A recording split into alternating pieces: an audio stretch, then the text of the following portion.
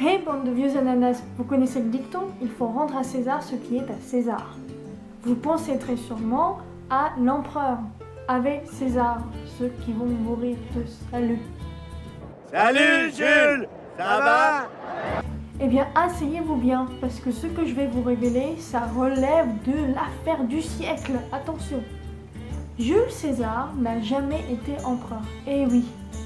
Et c'est dans ce livre qu'on explique tout. Les 150 idées reçues de l'histoire avec le petit Napoléon en couverture. Et ça, on aime, on adore.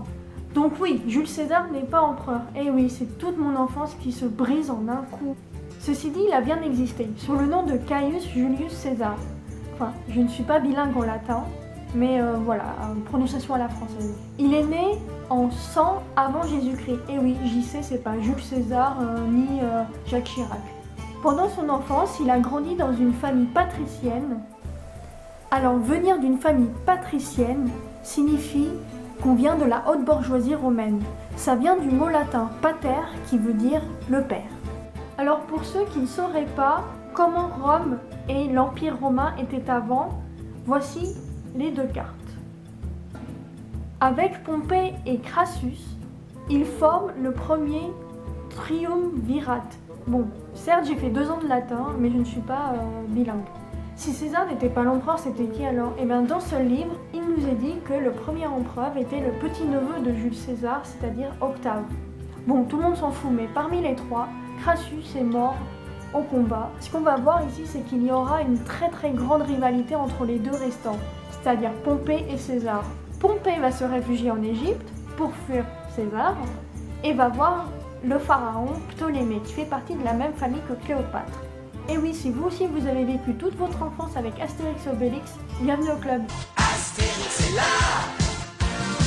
Alors ce fameux Ptolémée, qui est le pharaon d'Égypte, va faire assassiner Pompée pour plaire à César.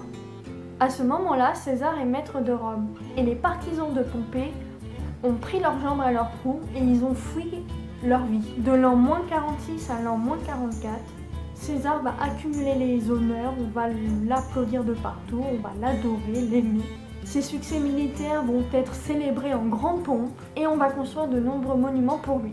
Si on l'appelait l'empereur, c'est seulement parce qu'on a dû confondre avec son titre César l'Imperatum. L'Imperatum est surtout un titre donné au chef des armées et il ne faut pas confondre avec le titre empereur.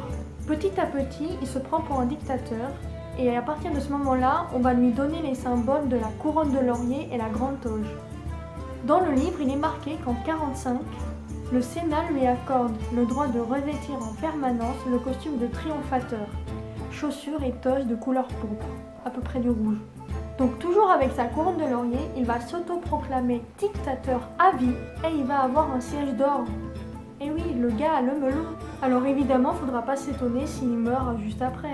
Et oui, environ une 50aine de sénateurs l'ont entouré une fois et ils l'ont planté de 25 coups de couteau.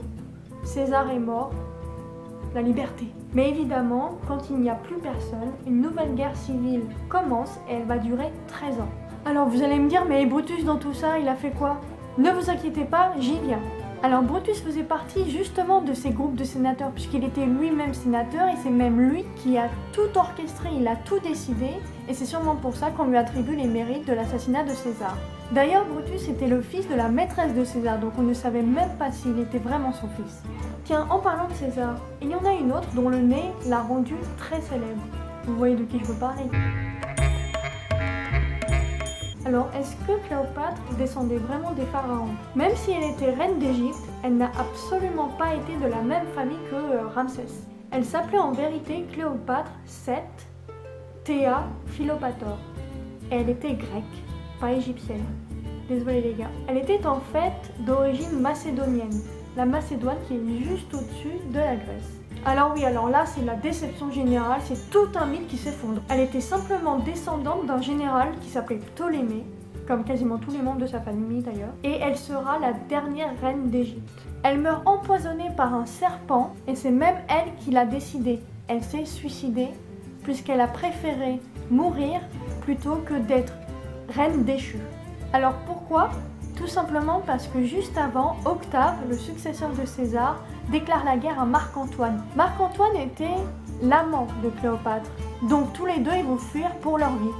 Et voilà, c'est fini pour aujourd'hui, pour ce tout premier épisode. J'espère que ça vous a plu. Et puis à bientôt sur la chaîne L'Ananas du siècle.